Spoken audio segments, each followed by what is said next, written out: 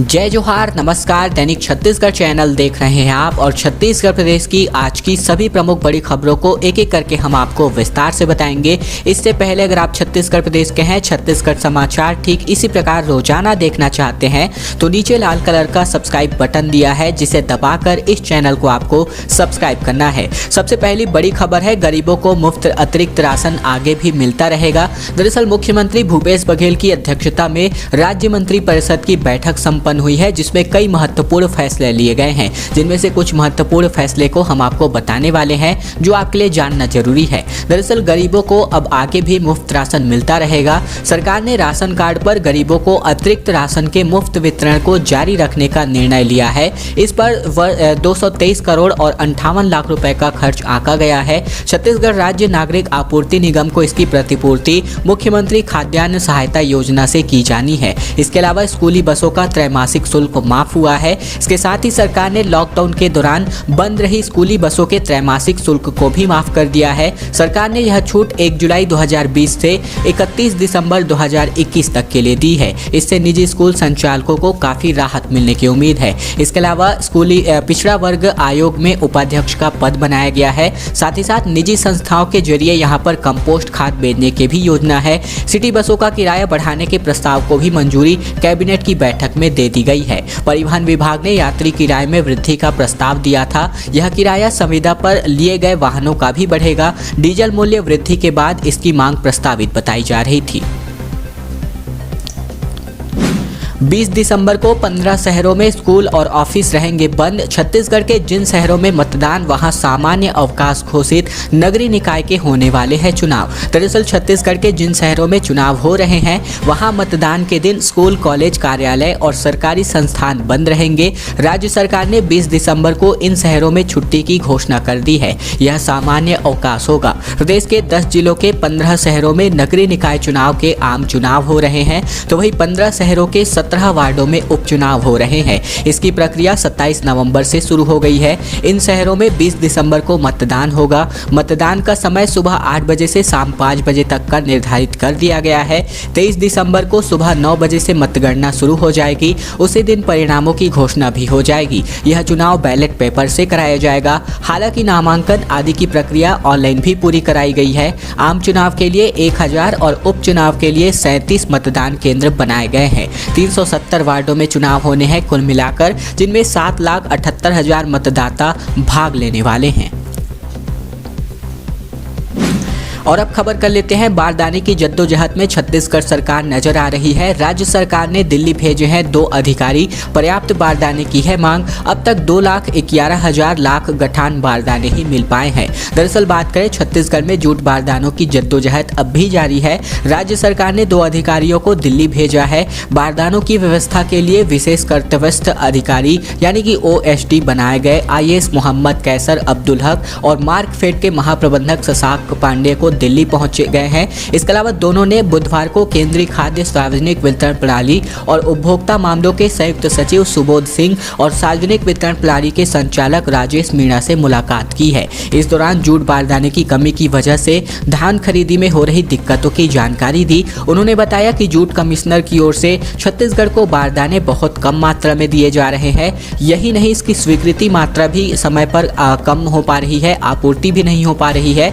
और केंद्रीय अधिकारियों को बताया गया छत्तीसगढ़ को नवंबर में 1,38,000 गठान और दिसंबर में कुल मिलाकर 2,14,000 गठान नए बारदाने, जूट बारदाने मिलने थे। लेकिन वास्तविकता में अभी नवंबर में मात्र 1 लाख गठान बारदाना मिला। इसके बाद दिसंबर में अब तक केवल 1,11,000 गठान जूट बारदाना ही प्राप्त हुआ है। यानी कि इसको लेकर के शिकायत की गई है।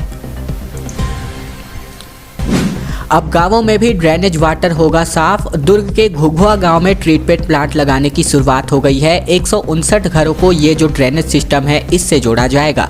दरअसल दुर्ग जिले के गांव में भी अब वाटर ट्रीटमेंट प्लांट देखने को मिलेगा। महानगरों में बनाए जाने वाले ट्रीटमेंट प्लांट के छोटे रूप को तैयार कर गाँव में नया कॉन्सेप्ट लाया जा रहा है। ऐसा करके गाँवों में ड्रेनेज सिस्टम को ठीक कर वहाँ के इकोसिस्टम को दुरुस्त किया जाएगा। ग्राम घुघुआ में ग्रे वाटर ट्रीटमेंट प्लांट का काम पूरा हो गया गया है। इस प्लांट के तैयार होने के बाद यहाँ के बोहरी तालाब का पानी पहले की तरह ही काफी साफ हो जाएगा। वहीं यह प्लांट स्वच्छ भारत मिशन एवं वाटर एवं संस्था की ओर से वाटर एड संस्था की ओर से तैयार किया जा रहा है। इसके निर्माण में मात्र 7 लाख रुपए की लागत आ रही है। स्वच्छ भारत मिशन के अधिकारी गिरीश माथुर के मुताबिक गांव में ड्रेनेज की अच्छी प्लानिंग नहीं होने की वजह से सारा गंदा पानी तालाब में चला जाता है और इससे तालाब का पानी भी दूषित हो जाता था। ऐसा होने से भूमिगत जल की गुणवत्ता भी प्रभावित हो रही थी। वाटर ट्रीटमेंट प्लांट से पानी का स्तर काफी सुधरेगा और इस प्लांट को जो है आगे आने वाले समय में अगर ये प्लांट जो है सक्सेसफुल हो जाता है तो इसको प्रत्येक गांवों में लगाया जा सकता है।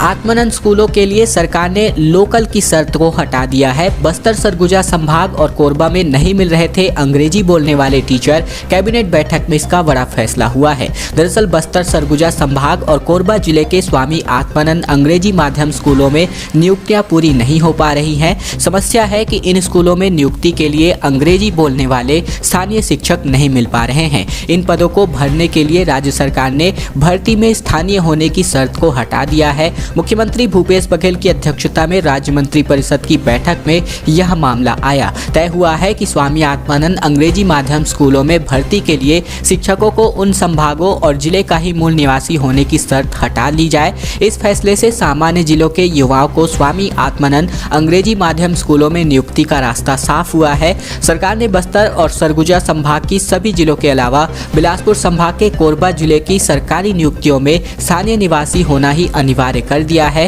सरकार ने लॉकडाउन के दौरान बंद रही स्कूली बसों के त्रैमासिक शुल्क को भी माफ कर दिया है। छत्तीसगढ़ में पहली बार धान खरीदी के साथ सरकार ने की है भुगतान की व्यवस्था। खाते में पैसे पहुंचने से किसानों के चेहरे खिलते हुए दिखाई दे रहे हैं। समर्थन मूल्य पर धान की खरीदी के साथ ही इस बार किसानों को भुगतान किया जा रहा है, जिससे किसानों के चेहरे खिल चुके हैं। हालात यह है कि खरीदी के पहले 4 दिन में ही धान बेचने वाले किसानों को 47 करोड़ 37 लाख रुपए से भी ज्यादा का भुगतान अकेले दुर्ग जिले के लिए कर दिया गया है। बाकी जिलों का डाटा अभी आना बाकी है। जैसे ही डाटा आता है हम आपको बताते रहेंगे। अफसरों के मुताबिक जिले में पहली बार प्रावधान के अनुरूप तत्काल भुगतान किया जा रहा है। राज्य शासन द्वारा समर्थन मूल्य पर धान खरीदी के तत्काल बाद डाटा एंट्री और संबंधित किसानों के खाते में राशि ट्रांसफर का प्रावधान किया गया है। इसके बाद भी समय पर भुगतान नहीं होने की शिकायत रहती है। पूर्व में मैनुअल भुगतान में 15 से 20 दिन का समय लग जाता था। इसके अलावा राशि खाते में आ जाने के बाद बैंकों में जाकर राशि निकालने की परेशानी होती रहती थी और इसे देखते हुए ही ऑनलाइन राशि ट्रांसफर का प्रावधान किया गया है। इसके बाद भी पिछले सालों तक 3 से 4 दिन विलंब से भुगतान की स्थिति बनती रही है, लेकिन इस बार तौल और डाटा एंट्री के साथ ही भुगतान का प्रावधान किया गया है। ओपन यूनिवर्सिटी में प्लेसमेंट कैंप का आयोजन किया जाना है। विभिन्न संस्थानों में 321 पदों पर भर्ती होने वाली है।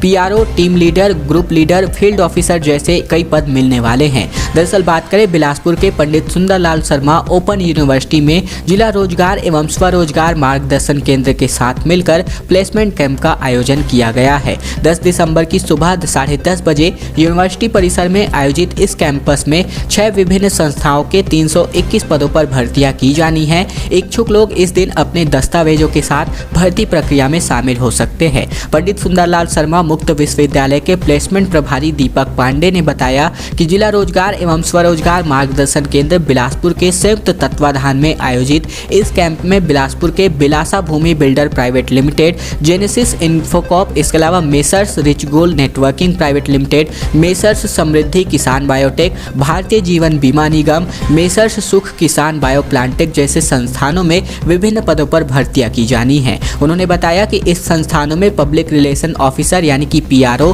टीम लीडर यानी कि टीआर, ग्रुप लीडर यानी कि जीआर, बिजनेस डेवलपर यानी कि बीडी, इसके अलावा फील्ड ऑफिसर यानी कि एफओ सहित अन्य पदों पर भर्तियां की जानी है। इस पदों पर जो है, इन पदों पर अगर आपका चयन हो जाता है तो 8,000 से लेकर के 25,000 रुपए तक की सैलरी आपको निर्धारित दी जानी है।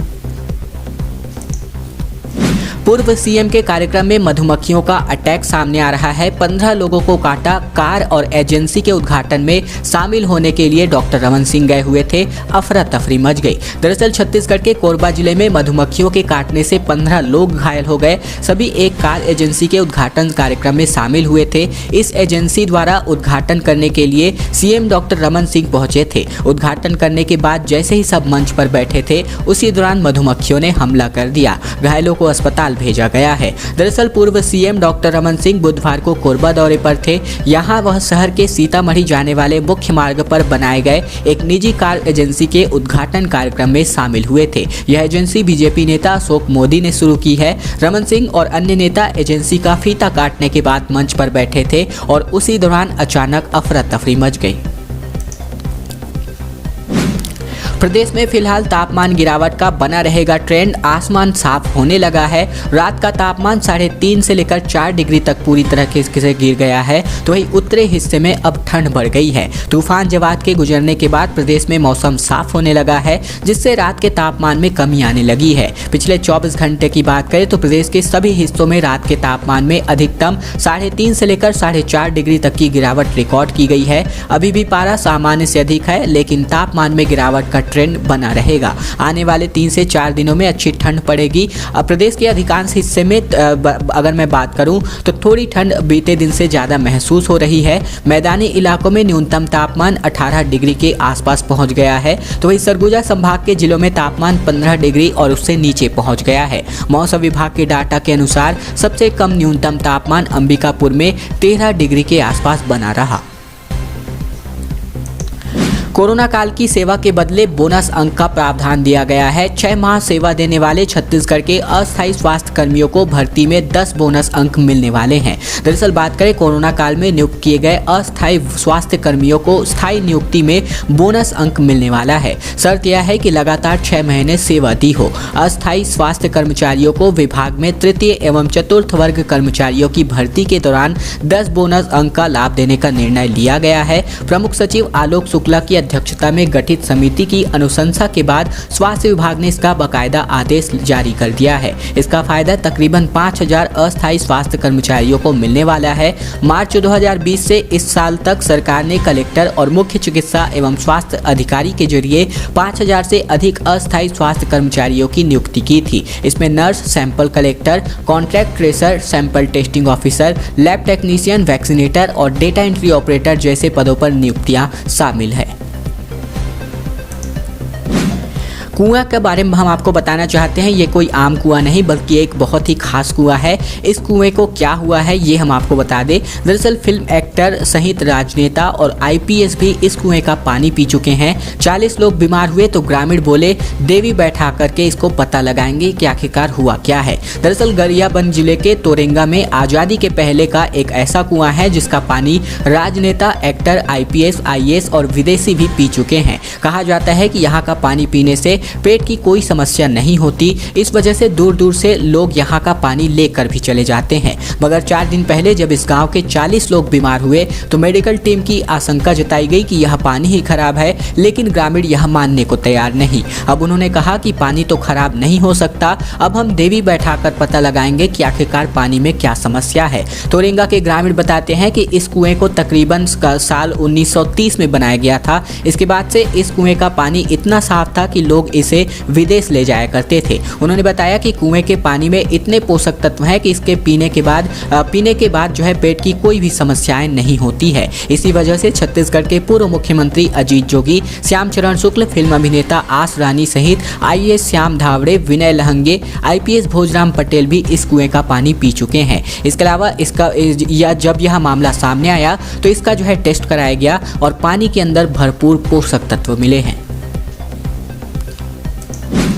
हालिया विकास के बारे में अगर मैं बात करूं तो 800 लोगों का सवाल ये है कि हम जो है टैक्स दे रहे हैं फिर भी ढोढ़ी का पानी क्यों पीना पड़ रहा है। दरअसल विकास के नाम पर 30 करोड़ रुपए से भी अधिक खर्च हुए हैं मगर इनके हाथ में कुछ नहीं आया है। प्रेमनगर को नगर पंचायत बने 10 साल से ऊपर होने को है, लेकिन अभी भी कई वार्डों में सड़क, बिजली व पानी की समस्या बरकरार है। बस्ती से मुख्य मार्ग तक सड़क नहीं बनी है, इससे बारिश में लोगों को घर से निकलना मुश्किल हो जाता है। वार्ड क्रमांक 15 के लोग ढोढ़ी का पानी पीते हैं। लोगों का कहना है कि ग्राम पंचायत से नगर पंचायत में शामिल करने के बाद टैक्स तो लाद दिया गया, लेकिन सुविधाएं नहीं मिल पा रही हैं। चुनाव प्रचार में आ रहे नेताओं से लोग यही सवाल कर रहे हैं। नगर पंचायत चुनाव में यह बड़ा मुद्दा है। पिछले सालों यहां डेवलपमेंट के लिए 30 करोड़ रुपए खर्च हुए, लेकिन कई वार्डों में अब भी बद से बदतर स्थितियां हैं।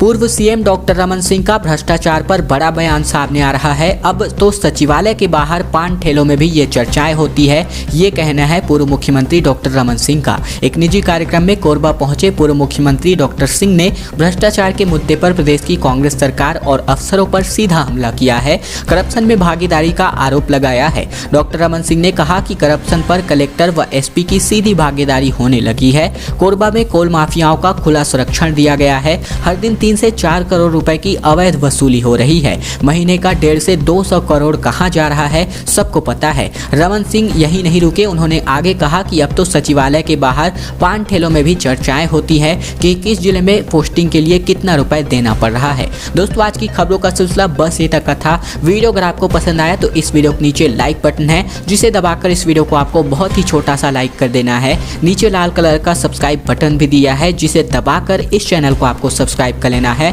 साथ ही साथ घंटी को दबाकर ऑल नोटिफिकेशन को भी आपको सिलेक्ट करके रख लेना है, ताकि प्रतिदिन की महत्वपूर्ण खबरें छत्तीसगढ़ समाचार हम आप तक सीधे पहुंचा सकें।